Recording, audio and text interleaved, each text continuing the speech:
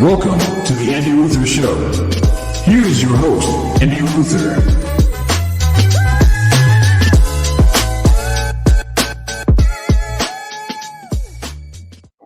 Welcome to the Andy Ruther Show. I am your host, Andy Ruther.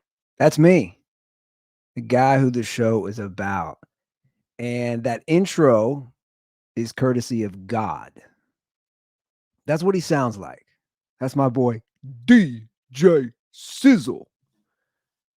He sounds like he's God introducing me. So we're doing this. I got my own show. I'm going to join the millions of other podcasters who have their own show. But this will be my show. And it's going to be about my life, my past, my present, my future.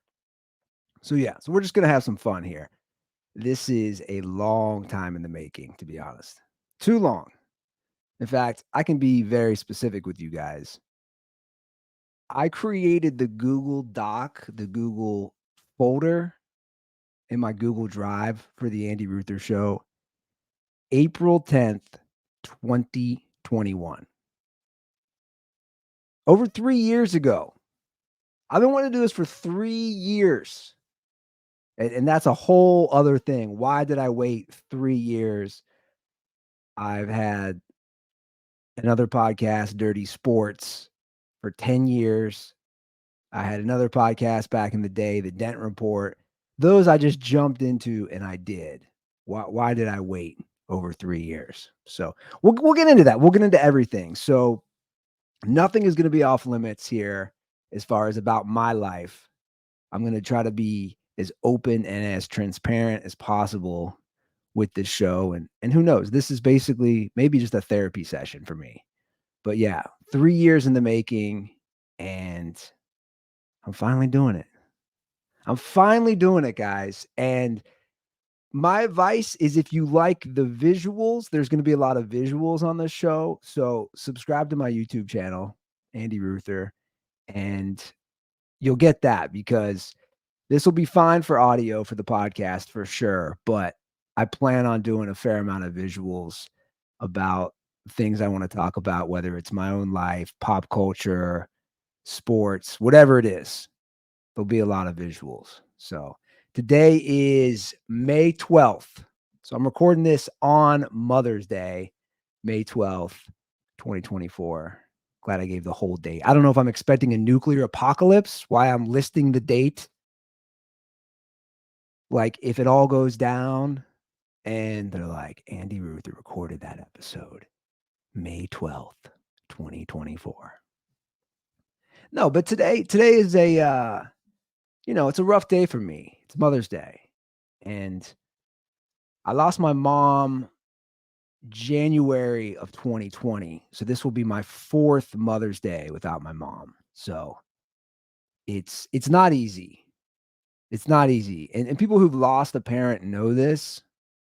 To be honest, it kind of sucks. You go through all these emotions. You're thinking about things of the past, the good, the bad, just really missing somebody. If you had a good relationship with your parent, and I was fortunate enough too, my mom was actually my best friend. And I know that sounds kind of corny and cliche, but she really was. And it's been a tough road for me. And that's kind of one of the reasons I waited so long to launch this show. I basically lost all my confidence when my parents died. My parents died about 8 months apart unexpectedly in 2020. And when they died, it just crushed me. And I'm thankful for having 4 brothers and great family and great friends to lean on, but it was really hard. It still is hard. That's what's crazy about death. Life just keeps going on. The world keeps going. People say, "Oh, I'm sorry. What can I do?" People reach out, but then they forget. And I'm not blaming those people, but people forget. My dad gave me a great piece of advice after my mom died. He said, he was talking about his parents. And he said to me, He said, "You know, Andy, there hasn't been a day where I haven't thought about my dad," which was really powerful for me because, my dad told me this at the time he was 76, and my grandfather, who I never met, who passed away pretty young in the early 70s, I remember thinking like, "Wow, dad hasn't had his dad for like 50 years almost, and there hasn't been a day where he doesn't think about him." And that's the same for me since my parents died. There hasn't been a day that I haven't thought about them, whether it's a quick fleeting moment, a memory, whatever it is. There hasn't been a day where I haven't thought about them. And that's what's that's something that people don't understand until you lose a parent. And that's why, days like today can suck. Now, luckily, again, I have a good support system around me, but they can suck. And my life 3 years ago when I was thinking about doing this show, it was tough. I didn't have a family like I have one now. I was living in my parents' house, my parents who had died within the last year. But now I got my own house and I got, you know, a loving, supporting partner. We're not married yet, which getting a lot of pressure on that front. It's gonna happen. Maybe. No, it'll happen. We have a 15-month-old daughter, Isla. So it's different. So I took Isla to the cemetery today, actually, which was really good for me. So I took her and went to the cemetery, which is only about 10 minutes from where I live. And it's tough, man. It's tough. I got pretty emotional, but just having that little support of that little 15-month-old was just so comforting, right? And I was crying and I was standing there looking at the grave, and then I set her down, and it was pretty powerful. She touched there's a picture of my parents that's in the on their gravesite, and it's in the what the hell's the word I'm looking for? Not tombstone. We're not we're not like the Wild West days. But the thing that holds the thing that says their dates of living and dying and all that. Like the headstone. That's the word. Jesus Christ. Anyway, she touched it, which was pretty awesome and pretty powerful and just made my day, to be honest. And it was just so sweet, and then I put her in a stroller, and we walked around the cemetery for about 30 minutes and kept walking by my parents' grave, so it was real nice. It was real nice to do that, and it's tough because my she's never gonna meet my parents, which sucks, which really sucks, and that's hard.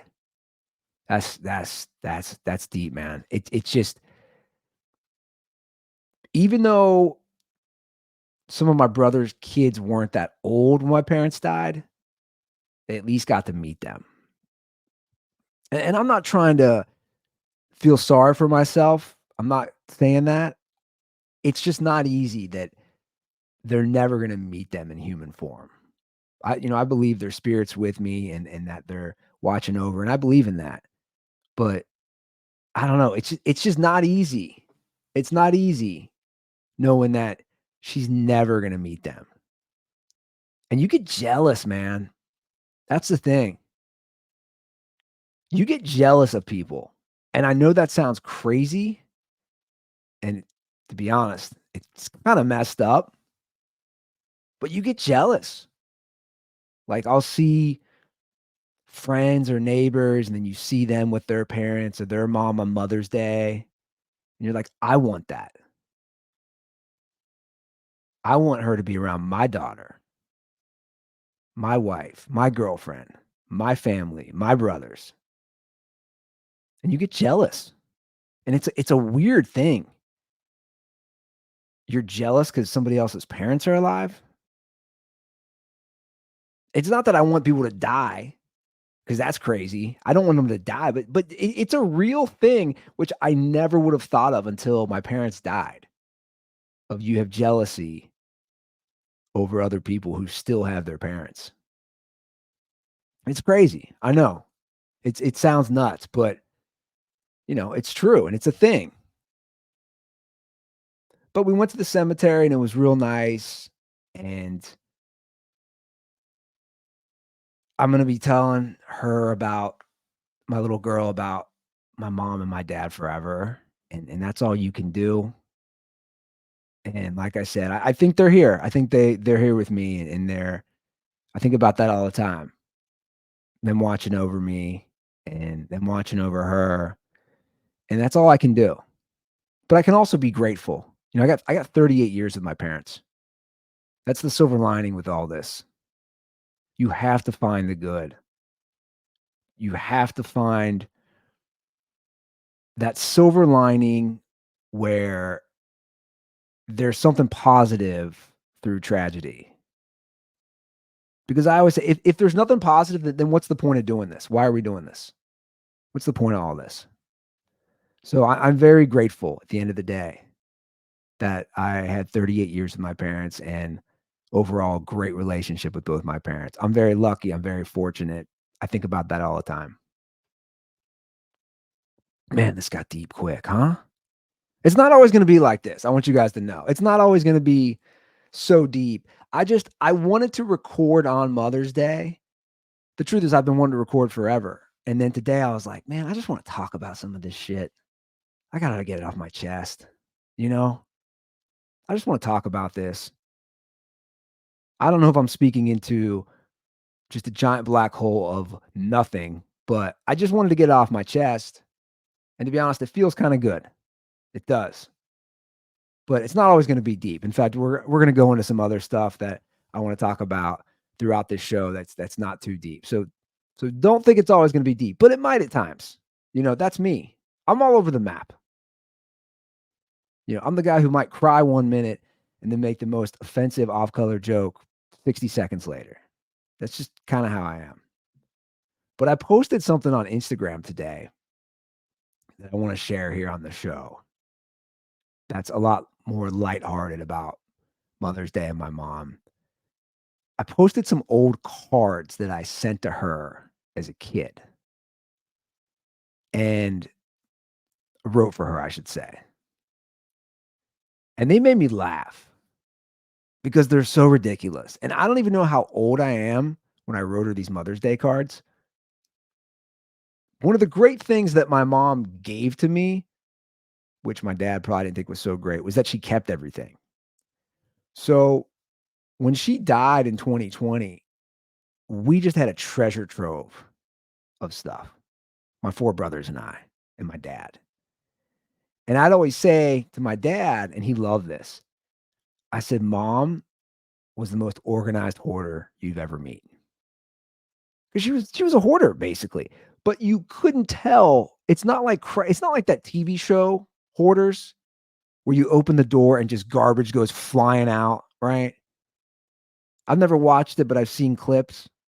You walk into somebody's kitchen, it looks like that area in Star Wars where they shoot him down the garbage chute. You know what I'm talking about? And that monster almost kills Luke Skywalker. That's what these people's kitchens look like.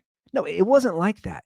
Every little nook and cranny and underneath a bed or any space that my mom had in the house, she had crap, which is a blessing and also a curse because after my parents died, we had to go through all this crap.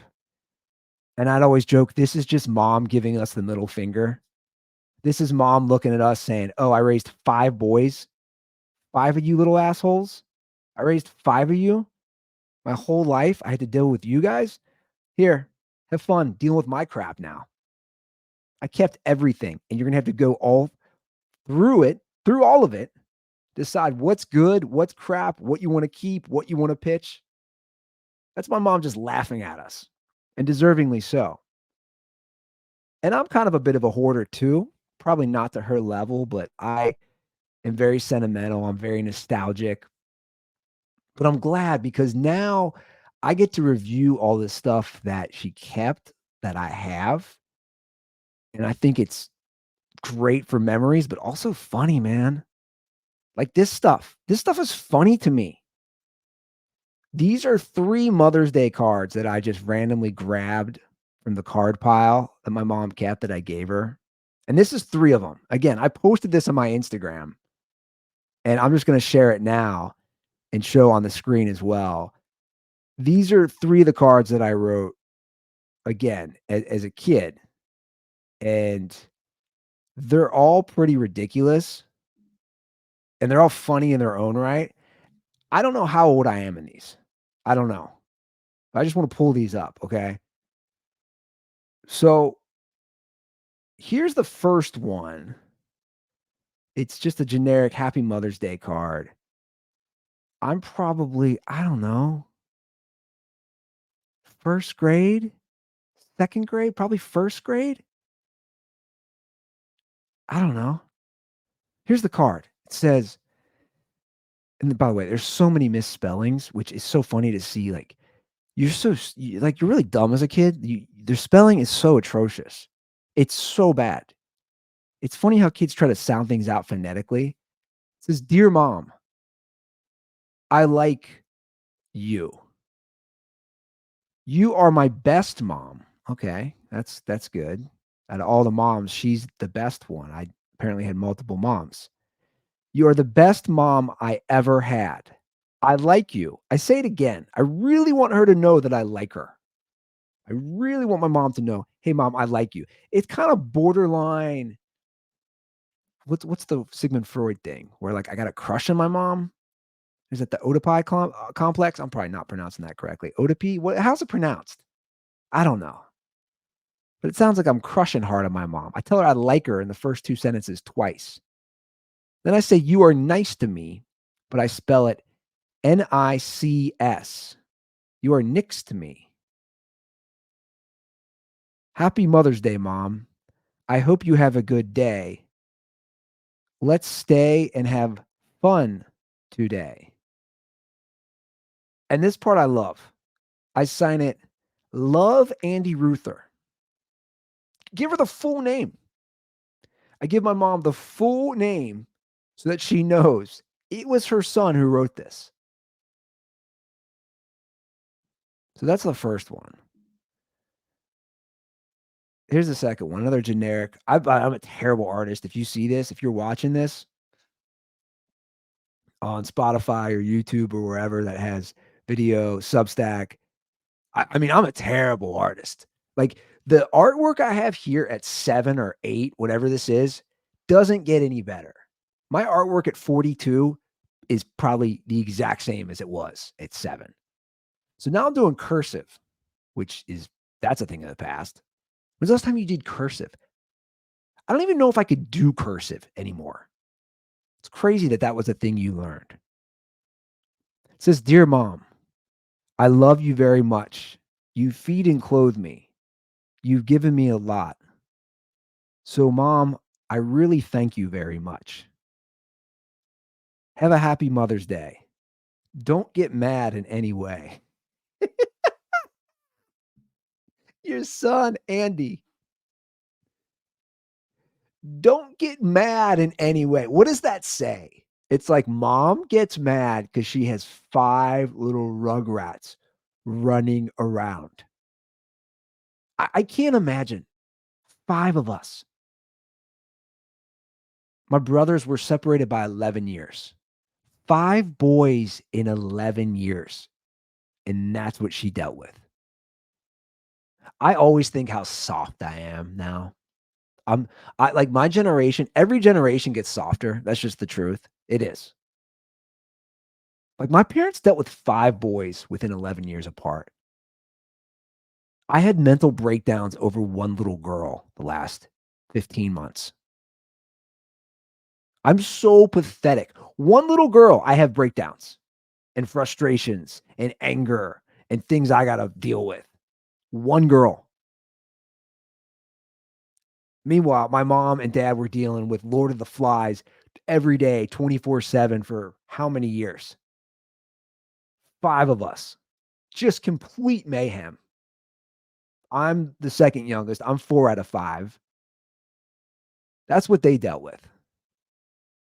Here I am having mental breakdowns because I got a baby crying. It's pathetic. It's utterly, utterly pathetic. I love how I wrote that. Don't get mad in any way. I bet my mom saw that and like, this? Did he really say this? Like, oh, I get mad too much? Is that what you're saying, Andy? And then I sign it, your son, Andy. Again, thanks for the clarification. It's not another Andy. But this last one is my favorite. You know what's my favorite? Because it makes no sense, and I probably know what happened for this card. This card is so ridiculous. So the front of the card, if you're not seeing this visually, it's 3 dinosaurs and they're all smoking cigarettes. It's a cartoon. They're all smoking cigarettes. And the front of the card says, "The real reason dinosaurs became extinct." So it's clearly just a funny like cartoon card. It's like a comic.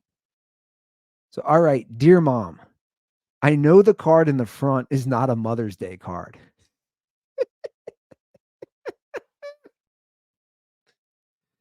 Have a happy Mother's Day. Love you a lot. Love, Andy. I love that I had to clarify for my mom. So one year I'm telling her, don't get mad. Why are you getting mad all the time? And this year I'm treating her like she's just the stupidest person ever. Dear mom, I know the card in the front is not a Mother's Day card. Have a happy Mother's Day. Love you a lot. I think I know what happened. I bet this card was just sitting around, or a thing of cards in my parents' house. I didn't have Mother's Day card. I was young and I was like, I got to give her a card. But I'm too lazy to write or draw my own card or to use my terrible artwork. So I'm just going to grab this one. And this is from The Far Side, which was a comedic, I think it was a comedic comic strip. I'm going to look this up. I'm going to look up what The Far Side was. Yeah, it was a comic strip. So they turned this into a card. It ended in 1995. So this was distributed probably in newspapers across America. It was by Gary Larson. So it's a funny comic strip, which again, this is funny. The real reasons dinosaurs became extinct. This is funny. And I look at this. I got it right here. I turned this into a Mother's Day card. Unbelievable. So glad to have these. Really am.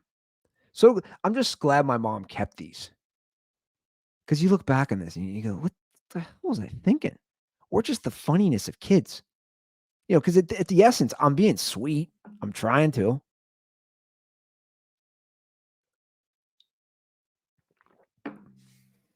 Never thought I'd see these. It's so funny. You don't think about it. You don't ever think about this stuff. But it got me thinking this week because it's Mother's Day. And so I'm thinking about my mom a lot and all the memories and all this different stuff. And then I started thinking about how my mom parented and how she disciplined us. So my mom was pretty strict. My mom ran it. At the Ruther house in Anderson Township in Cincinnati, Ohio, Joanne Ruther was the boss. She ran it. My dad was not the disciplinarian. He wasn't. Like we'd occasionally, I grew up in a little different time. You'd occasionally get maybe the belt from the old man, which today would put him in jail. But back then, it was a little different. But my mom, she did the wooden spoon. So she had these wooden spoons, and that's what she'd spank us with, and they hurt. Damn, those things hurt. They sucked. The wooden spoon sucked. So if you got the wooden spoon, you knew you did something really wrong. And my dad, again, I maybe got the belt from him. I'm on my bottom. I don't know, 3 or 4 times. But I was an idiot. I was a little troublemaker as a kid. I remember one time my dad was spanking me with his belt, and I said, "That didn't hurt." And he just looked at me and goes, "Okay, then I'll hit you harder." Like, like, like, what kind of idiot says that to their dad? That didn't hurt. But the wooden spoon that's the one I remember. In fact, I still have one. Again, I get sentimental. I kept this is kind of funny. I kept one of the wooden spoons when we were going through all my parents' crap at their house. Just for that reason. I was like, I'm gonna keep a wooden spoon because every time I look at this, it's actually up in my it's in a drawer in my bedroom, in the master bedroom in our house. Because every time I look at that, I'm just gonna think of the times mom gave me the wooden spoon. So she was the disciplinarian. And so she kind of controlled all of it. My dad was pretty easygoing, didn't get too upset for the most part. He wasn't a yeller, he wasn't angry. But my mom handled all that, right? So she was the disciplinarian. And she handled everything. So she handled what content we could consume on TV, the movies we could watch, all those things. And I was thinking about that this week because I've been fascinated lately, which relates back to my mom, that PG-13 was not a rating system until 1984. So here's kind of a brief history, and I looked all this up. Before 1984, movies that weren't X-rated, which was like pornos, take that out of the equation. Movies were either R or PG or G, which is wild. I mean, that's insane to me. A movie was either PG or R, right? So that's a huge disparity right there. And I think that whole thing is kind of insane if you think about it. That not until 1984 you had a movie that was probably should have been PG-13. They would normally bump it down to PG, right? So that's how it would normally go. They'd bump it down to PG. And if you look, certain movies, even I think some brief nudity, like if they're showing breast or something, I think it could be PG, which is insane. It's hilarious. So Steven Spielberg actually pushed. He's the guy behind this who pushed for PG-13 because of his own movie. He released Gremlins in June 8th of 1984, and his only options would be PG or R. Now, it's not an R-rated movie if you've seen Gremlins, but it's also not PG. It's kind of terrifying if you're a kid. So Spielberg put it in motion to get PG-13, and here's a fun dork fact for you. The first PG-13 rating ever came out with the movie Red Dawn on August 10th, 1984. So that's the first ever PG-13 movie. So here's what I'm getting at. I'm doing this long rant. You guys are like, what the hell is this? The point of this. The point of this, to bring it back to my mom, she didn't want us watching PG-13 movies until we were 13. So my mom was very conservative, very strict Catholic. We always went to mass. And she was pretty strict with all the brothers, all of us, with the content we could consume. So we were watching PG movies, in my opinion, that we shouldn't have been watching because they should have been PG-13, but the PG-13 system didn't exist until 1984. Are you guys following me here? Or did I lose everybody? Did everybody turn this off 20 minutes ago and say, what the hell is Ruther talking about? Right? So here's a prime example, and I want to show some clips with it because it's too funny to me. So the prime example to me of movies that for sure a child should not have been watching are movies like Jaws, right? So Jaws is a prime example. Jaws comes out in the summer of 1975. A shark goes around a town in New England just eating dudes, just eating people. But there's not much swearing. There's not really any nudity. So the options would have been either PG or R, and it gets PG. Cut to when I'm like 5 or 6, about 11, 12 years after this movie comes out, my mom's like, "Oh, it's only PG. Andy can see this. He can watch this at home with his brothers. There's nothing traumatic about a young boy watching sharks just eat dudes alive. Nothing traumatic about that." So, totally cool in my mom's opinion because it's not PG-13. And just look at some of these scenes, right? Like, this is the end scene of Jaws. We've all seen this. This is the end scene of Jaws. Big old shark jumps on the boat. All right. Big old shark jumps on the boat. The boat starts sinking. And Quinn, if you know the movie, the crazy shark fisherman, literally gets eaten alive by a shark. Starts at his feet, works his way up through his entire body. You'll see this blood is just squirting everywhere. He's in just gory. He's got blood spitting out. I mean, he's literally just working his way up the guy's whole entire body, eating him alive.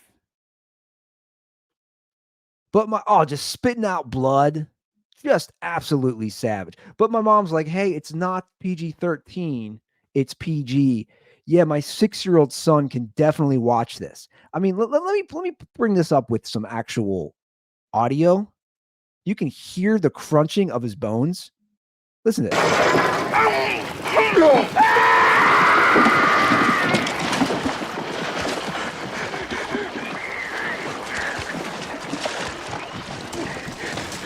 Listen to this.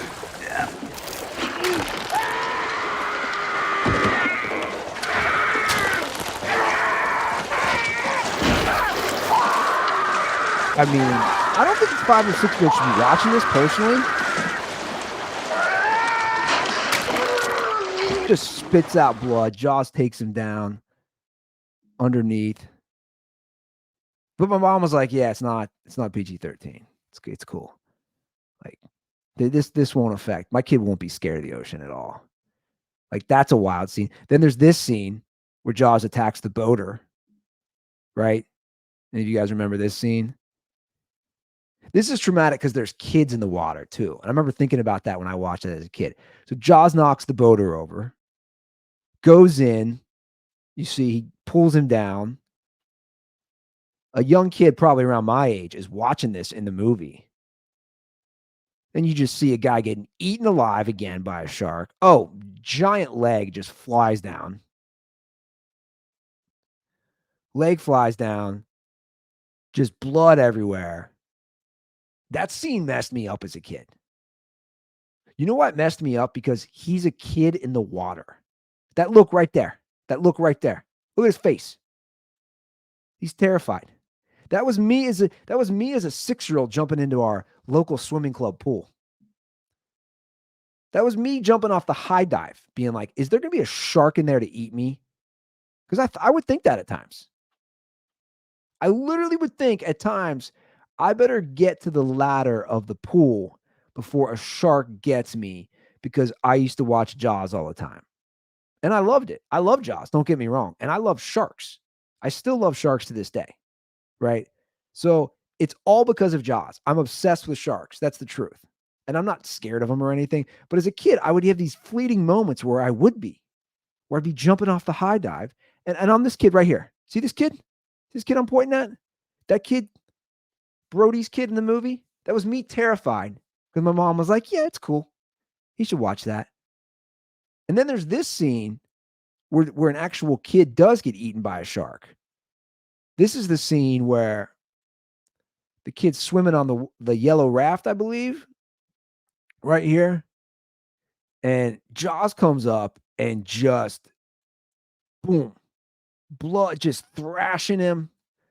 There's blood just everywhere. Just eating another human being alive. I love this scene. I'm gonna pull up the sound here. I love this scene because Brody doesn't go in the water.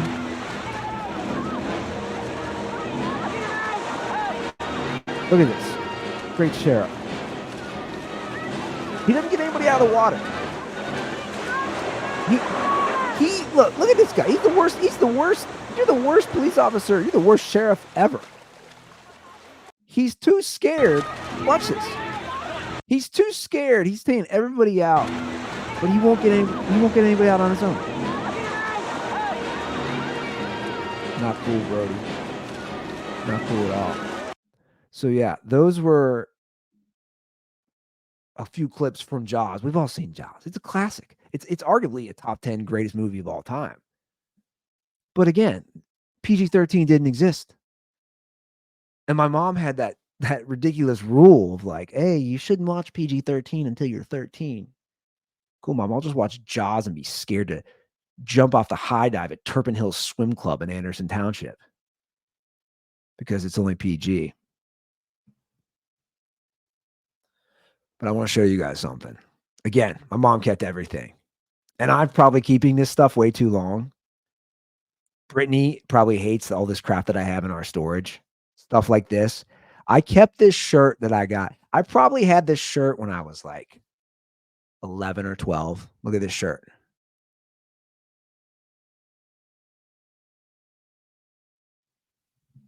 So it says shark attacks. And it's a picture of a giant great white shark attacking the shirt of somebody. And on the side of my shirt is like somebody was attacked by a shark. It's ripped and there's blood marks and it says shark attacks. And I still have this. My mom kept this. I used to love this shirt. I used to rock this thing hard.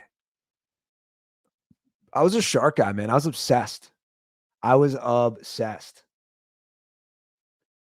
My dad got me this shirt. We used to vacation in South Carolina, this island called Fripp Island. Like everybody around here talks about Hilton Head and some other places. My parents had this more remote spot they would take my family, which I loved. And at the time, I probably didn't love it as much as I respect for it now. It wasn't commercial. This tiny little island in South Carolina. Like there wouldn't be a McDonald's on it, none of that stuff. Like you had to go off the island for the big grocery store in Beaufort. And we'd go there, and next to the island was another island called Huntington Island, and they had a fishing pier. And that's where my dad bought me this. They had a little gift shop on the fishing pier. And I vividly remember my dad buying that for me, this for me. I remember how much it cost, which I thought was so expensive. It was $8. They had some gifts. I wouldn't even call it a gift shop, but it was $8. And I remember thinking, wow, Dad's really gonna spend that on me. It was a big deal for me, no lie. Because when you have 4 brothers, it's all at least with us, it was all hand-me-downs. We shared stuff. You didn't really get your own stuff unless it was a special occasion like your birthday or Christmas. You know, we all shared bedrooms except for my oldest brother. He got his own bedroom in the basement. But my whole life was sharing. And that's that's I think that was really good for me. It made me appreciate everything. So when my dad said he would buy me that shirt, he saw me looking at it on this little gift shop at this pier in Huntington Island next to where we vacationed, right? I remember how happy I was and so proud. I used to rock this thing. Oh, I'd rock it in the summer. There's so many pictures of me wearing this Shark Attacks shirt. And then my brothers would give me shit because they spell attacks ATTAX, if you can see, not how it should be spelled correctly, right? With CKS. Because that's what my brothers did, man. Like when you have brothers, they will just bust your balls nonstop. Nonstop. It'll never end. Like to this day, it'll never end. Like it's just how it is with brothers. And you build thick skin and you get thick skin from it. And that's how it was. But yeah, that shirt, man. Again, it all goes back to Jaws. I love Jaws, but I was also terrified of sharks, which to this day is kind of where I'm at. I've always wanted to go cage diving, especially in the last few years, even more so. Cage diving with a great white shark. So they offer these things, right? In South Africa or Australia, or even if you go about 5 miles off the coast in California. I was really looking at that for a while. You get in a cage and you get to go down there with great whites, which would be so thrilling for me and also terrifying at the same time. I mean, it's every horror movie that you've already, I mean, they've already done these where the cage breaks and you're down there. And they had this one company that did it. I knew a comedian who did it. It was like, was it Galapagos Islands? Would that be it? It's about 5 hours off the coast of San Diego. And you stay in the boat next to the island. I think it's Galapagos Islands.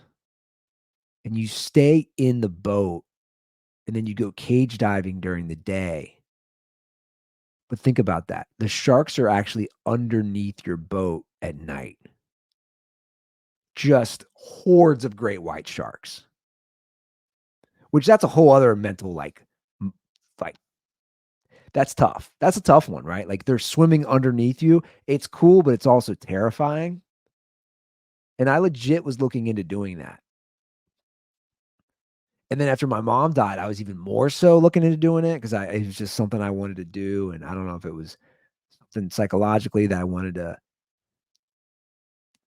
test because I had just gone through something traumatic and then COVID happened and blah, blah, blah. And obviously I'm here in Cincinnati now. But yeah, it's still something I would definitely love to do.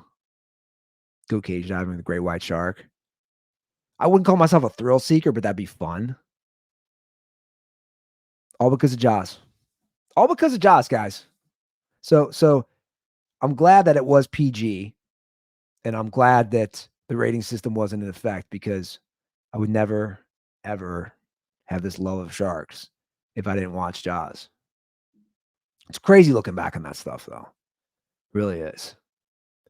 I, I look back so much now that I'm back where I came from. Just so everybody knows, I'm literally like 10 minutes from the house I grew up in, which is insane to me. I never thought I'd be here ever, ever. And I'm happy I'm here. That's what's good. I'm happy I'm here. Never would have thought it though. And I always said I'm never coming home. Never coming home. Now I'll never say never. It's stupid. You don't know what's gonna happen. You don't know what's gonna happen. Right? Between LA and Las Vegas, I was on the West Coast for 15 years. Never would have thought I would have been home. And here I am. So I think about that a lot. I think about that swim club that I grew up in that I said I was terrified sometimes of sharks, literally is down the street from me. If I walk 2 streets away, I'm right there. Right by that swim club that I grew up on, that I was on the swim team as a kid, as a teenager. I'm right by all that. It's crazy. Which got me thinking. I have always journaled. A girl might call it a diary, but mine's kind of not like that. At times, I guess it is. So probably starting in high school for certain classes, and then in college, I'd write down my thoughts. And sometimes they were like serious stuff or stuff going through my head or just wanted to get any sort of emotions out. Or they might just be like, dude, went on a bender last night, had like 52 beers, hooked up with Monica. Oh my God, what was I thinking? I might write that in a journal. But I've basically consistently had a journal off and on for almost 25 years now. And I have so many of these just sitting here, like so many of these, just like tons of these. This is 2 of them. I'm sitting next to 1, 2, 3, 4, 5, 7 journals that I have. And I didn't write every day. I don't want you guys thinking I'm not writing every day in these things. I'm not like Dear Diary. Again, people can do that. Cool, whatever. Whatever. I think it's good to write your thoughts down because I think it's emotionally healing to get out anything you have in your mind. But that wasn't me, or it wasn't gossipy. It wasn't any of that crap. Not really. Or about family, any of that. And it wasn't really that. It was just getting my thoughts down or whatever was going on in my head. Right. But I have all these journals. So I was thinking, I'm gonna be pretty transparent on this show and like to look back at things. I think it might be fun for me to just open these up sometimes, like maybe now. I don't go through these, just so you guys know.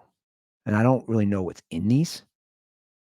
Again, we're talking 25 years of whatever's going through my head. And it's not every day. And I might not write in one of these for a year throughout this period. It might be 6 months, and then I might write an entry 3 months later. I don't know. But I have enough of these. I was like, hey, this might be fun for the Andy Ruther show if I go back and I just read old journal entries. Or it might just be embarrassing. I don't know. Honest to God, I have not looked at any of these. So like I don't know what's in this. Like this one. I don't know what's in this. I don't know what we could pull. This blue one, which is kind of falling apart. I don't know what's in this. This one. I don't know what's in this. Okay, I just saw that something was February 2001. So here's what I'm thinking, guys. Why don't I just do this completely on the spot? I just pull out an old journal entry and I read it, and we can see what the hell was going on in my mind, right? What was going on in my mind? So these are old journal entries. Okay. This is one from June 4th, 2006. 10:39 p.m., June 4th, 2006. So here's some context. June 4th, 2006. I'm living in Las Vegas. I just completed my first year as a 8th grade and high school English teacher. I am a lifeguard for the summer at the Rio Hotel, which now is like probably a third tier hotel in Las Vegas. But at the time, it was pretty cool. It was still pretty cool in 2006. So this is what I write in June 4th, 2006. 10:39 p.m. is when I wrote this. Okay. Sometimes people forget that they control their own life. So deep, Andy. Or do outside factors determine every day? Maybe it's God who says all? Question mark. Well, I know I control my life. Whether I do things I want or actually pursue my dreams and desires is simply my decision. I can turn this pressure into a positive or let my anxieties overtake my life ambition. What the fuck am I talking about? Sometimes I think, what if? Question mark. What if I just wander through life aimlessly looking for the unknown with no ambition or goal achievements? What if I never feel a desire of love or wanting to be loved by someone? What if I simply talk about desires but never fulfill these goals because of other possibilities? What if I dare say I die young? Question mark. I can't think but must act, and then I shall know the outcome of this swan song. What is this? What is this? What was going through my head then? See, that's what I want to know. June 4th, 2006. I don't know. It's at night. It's already the summer. I'm done teaching. The first weekend on the job at that Rio hotel as a lifeguard was Memorial Day weekend, which had already happened. So I don't know why I'm thinking all this stuff. Here's the thing about me at times, and I know this is a problem. Like I try to sound deep when I write these things, and there's nothing to it. Like there's nothing deep here. There's nothing deep. I'm like, how do I know these things work in life? Is it outside factors? Do I control it? Is there a higher being, a God? Or am I walking aimlessly looking for the unknown with no ambition? Like what was I thinking? And by the way, I didn't really mess with weed or anything back then. So I'm not stoned or anything when I'm writing this. I'm just sitting down. Let's look up let's look up a calendar from 2006. I want to see the day of the week. I am willing to bet this is a weekday because the weekends I'd be out drinking somewhere. Yep, called it. June. No, it's not a weekday. It's a Sunday night though. So here's where we're at. It's a Sunday night. That was June 4th, 2006 was a Sunday night. So, dude, you know what I sound like? I sound like a white girl who posts quotes on Instagram and tries to sound deep. Like that's who I sound like here. That's hilarious. So at the time, what is it? June 4th, 2006. So at the time, I'm 24 years old. I would be turning 25 in November. So about 5 months later, almost 6 months later, I'd be turning 25. So I'm 24 years old. I'm partying. I'm just living the Vegas lifestyle. And on a Sunday night, probably after a whole weekend bender, I grab my little pen and I grab my journal and I write like I'm Socrates. Probably still hungover from the night before. By the way, that was one of my best summers ever. I've thought about this. I've actually thought about this. If I had to rank my greatest party summers, 2006 might be the best party summer ever. That summer was amazing.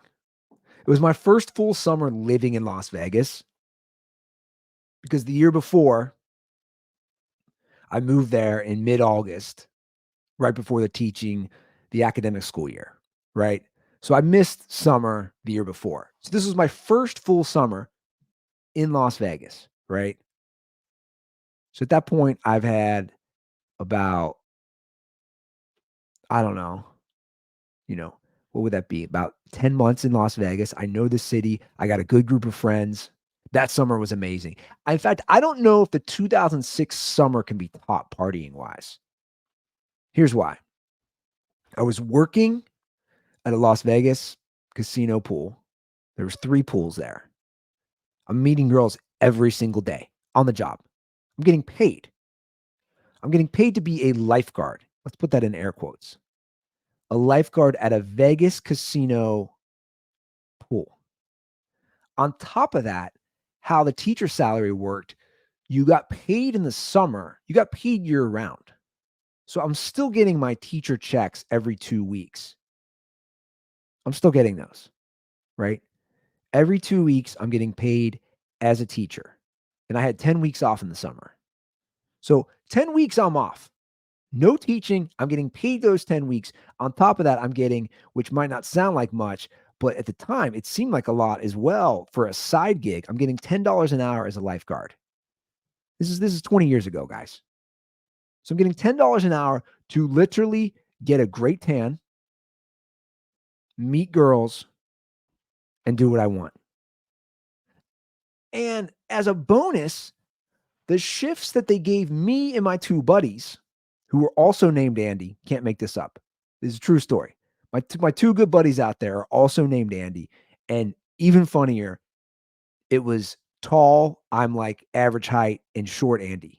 That's literally how we were. Tall Andy was like 6'2".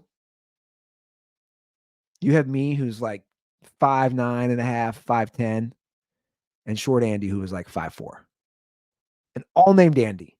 And we all worked at the Rio Hotel and we all used to party like maniacs. The shifts they gave us was noon to 8:30. You got 30 minutes break for lunch. So noon to 8:30 was our schedule. So you could party all night and realistically still show up for a noon shift. Now, a lot of times I'd still be showing up drunk. That's the truth. Because I was a maniac, complete maniac. I mean, there'd be times I remember like almost no sleep still for the noon shift. And my boss would say, "Don't take your sunglasses off," or he'd say, "You reek." We're walking down through the employee tunnel in the back of the Rio, and he's like, "God damn, dude, you reek of Jack Daniels." And I'd be like, "Yeah, I went hard last night." But they didn't care, right? Because we were teachers. We already were professionals, quote unquote. So our boss, our manager, his name was Eddie. Eddie didn't care. The mix of lifeguards at that hotel, it was you had to be 18. So it was kids who just graduated high school, kids who were home in Las Vegas from college for the summer, us three teachers, and then there was two firemen. Yeah, there's two firefighters because their shifts at the firehouse. A lot of these firehouses, I don't know if you guys know how it works. They work basically for like 4 or 5 days in a row, and then they get a week off, and that's how it works. So these guys didn't want to get a week off, and they also wanted to meet girls. So this summer, I had extra money coming in, and I was basically taking those lifeguard paychecks and just spending it all on booze. We went so hard that summer. It was insane all the time. And I was like uber tan and I had really long hair.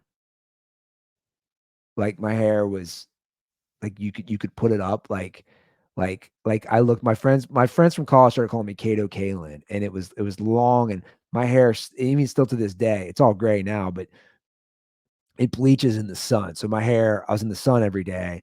So it was all blonde just naturally. And I had long hair. I was in the sun. And oh my God, that summer, man. I mean, reckless, just reckless partying, reckless with girls, reckless drinking and driving. I mean, I was like, I was such an idiot. We were so stupid all summer long, me and the Andes, just, it'd be one of those things where during the school year as a teacher, you'd say, okay, you just go hard on the weekends. But now we're going hard on the weekdays as well.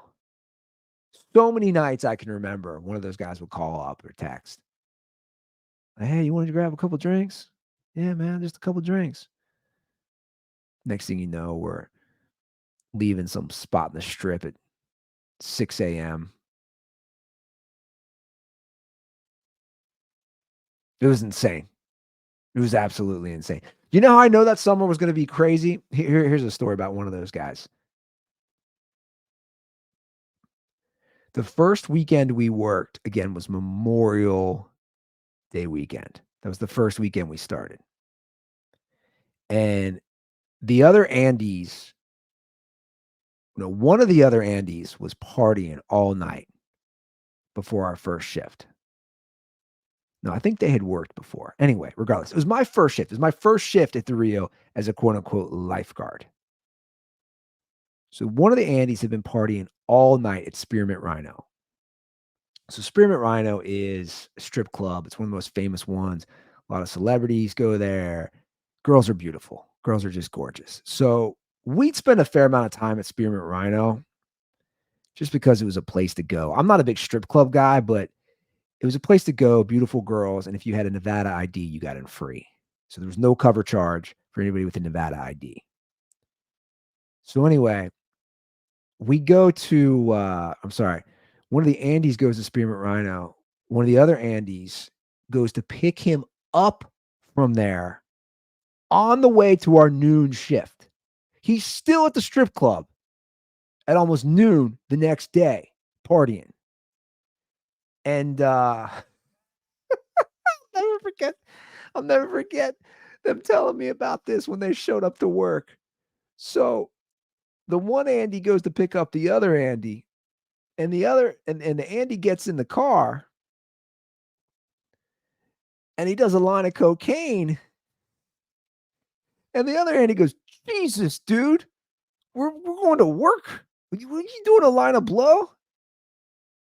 And Andy says to the other Andy, he goes, "Oh, dude, I can't fall asleep on the life lifeguard stand. I need to pick me up."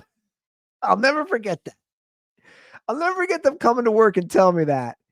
Like, yeah, man, Andy did some blow so he wouldn't fall asleep in the lifeguard stand. And this is our first weekend working. So, like to me, and by the way, I never messed with that stuff, thank God, because I have a very addicted personality. Like I never touched cocaine ever. Again, thank God. But to me, that was like the kickoff of the summer. Like, we're gonna go hard in the paint all summer long, and we're just gonna do it. And it's gonna be wild and it's gonna be reckless. And again, that was 2006, man. I don't know if I can compete with that summer. I really don't. Just from all the various things. Again, my first full summer in Vegas, I wasn't killing it money wise, guys, but it seemed like I was. When you're 24, you don't have any expenses, and Vegas was not insanely expensive, and it was just disposable income for us to party. I think I'm deciding right now. 2006 might have been my wildest summer, most fun. Now 2013 is up there. I had a good 2013 summer. That was a good summer in Los Angeles, in Venice Beach. That was a good summer. I was making really good money at the time and partying, and that's when Tinder turned into a thing. So there's that whole side, like, of the whole hooking up thing. That was wild, but 2006, man. Oh, taking me back, guys. You're taking me back. What's great is we'd always go to this place called Carnival Court, and I don't even know if it still exists. It's an outdoor bar outside of the Harris Casino, and they'd have, like, flair bartenders. They used to have bartender contest, and what I mean, like, guys flipping stuff around, lighting stuff on fire. It's like the movie Cocktail, if you've ever seen it with Tom Cruise. It was like that, and we loved it because we weren't really big clubbers. That's just not my thing, and it wasn't those guys' thing or any of my buddies' thing out in Las Vegas. But we'd go to this place, Carnival Court, and, I mean, it was like shooting fish in a barrel. It really was, like, with meeting girls. I mean, it was just crazy because we were locals and we knew the scene and, everybody's coming in from out of town, but it's great because they'd have a stage, so they'd have a band, and then after that, they would have a DJ. And at the time, I don't know what's changed. I've been out to Vegas in probably about 4 or 5 years, but at the time, it was the only outdoor bar on the Strip, and we'd always end up there, man. We'd always end up at Carnival Court, and it was overpriced and overexpensive, but we knew we'd meet, girls visiting from out of town, people willing to make bad decisions with us idiots, and it was just dude, that summer. That summer was absolutely insane. And I always remember for some reason, my roommate was a teacher, he owned a condo. I always remember how hot he would make it. And I'd come home just blacked out drunk, and I would just crank up the AC, and he never said anything to me. He just never said anything to me once, not a single time. I'd walk in the apartment probably a lot of times in the morning or in the condo. I'd march up to my room on the second floor. It'd be way too hot, and I would just crank that. I just crank it. Just crank that. Dude, we lived in Las Vegas. People don't realize how Vegas, Arizona, like those places, man, they might get 120 degrees in the summer. You look at it'd be midnight. It might be 95 degrees still. It was insane. Now it is a dry heat. That is real. As somebody who lives in a place with humidity, the dry heat thing is real. But I would just crank it. He never said anything to me. Not once. Not once. He owned it. This was his. It was a nice little condo, right? He had a 3-bed, 2.5 bath condo. My rent was $500 flat a month. Damn, how things have changed. That's what my rent was, guys. $500 flat a month. That included utilities, everything. $500 living in Las Vegas. But yeah, that was a summer. I'll tell you what. So many stories, so many good times. And now I have a 15-month-old, and those times are they're gone. I was actually texting with those guys probably, I don't know, a couple months ago, those Andes. We were talking about it. I wish I had handy. I could show you guys. I wish because I know I still have the badge. I know I still have the badge from working at the Rio. Oh my God. We would, if you're an employee, you can go there. You can go to the employee cafeteria, which is also a buffet, like as much as you want. You'd show up to work early and just crush the buffet. You're all hungover or drunk. You crush it again at lunch. Then I'd crush it a third time when I left. There was no system. You just swipe your card. You just swipe your employee card. Crush it for dinner. But yeah, life has changed. Life comes at you fast. But I guess in my case, not fast. I didn't have a kid till I was 42. No, I was 41. See, when you get old, you don't even know. You mix things up. It's 41 when I was born. So that's where I'm at. Well, look, I don't think I have too much else to say. This was fun. I enjoyed this. I hope you guys enjoyed this too. So I'm going to be doing these once a week. Be dropping these once a week. They'll be available where all podcasts are available: Apple, Spotify, YouTube, Substack. We'll put it up on Substack as well. It's going to be free everywhere. So you guys know what to do. Just subscribe. I appreciate it. I would appreciate it if you did. But even if we get no subscribers, I'm going to keep doing this because this is fun for me. And again, a lot of this will be visuals.